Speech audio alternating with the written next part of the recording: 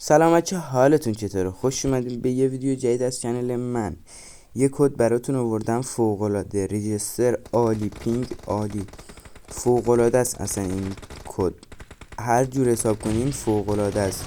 پینگ من خراب بود، به نت وای فای وصل بودم، خیلی ضعیف بود، ولی ریجستری میداد مولایی. ناموسا خودتون تو ویدیو نگاه کنین. کدارم جدا گذاشتم، کد اول و دوم جدا گذاشتم براتون.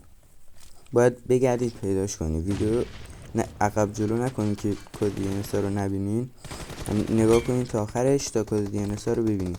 این کد DNS ها فوق العاده‌ان.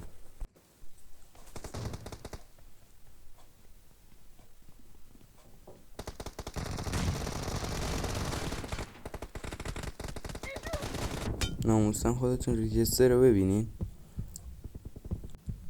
ریجسترش فوق العاده است، پاره میکنه. نگاه، کلا 3-4 تا تیر میخواد. اگه تیراتون در و دیوار نخوره همش ریج میشه. کدام آخرای ویدیو گذاشتم جدان، آخرای ویدیو گذاشتم، با ویدیو تنهاتون میذارم.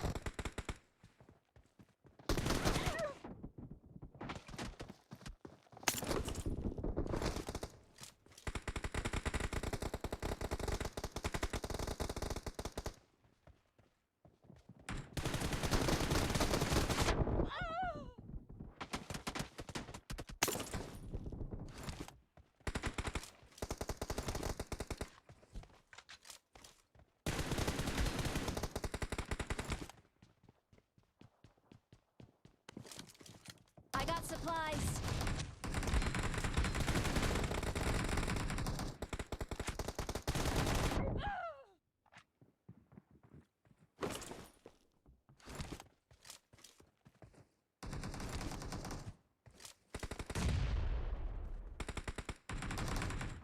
The blue team is in the lead.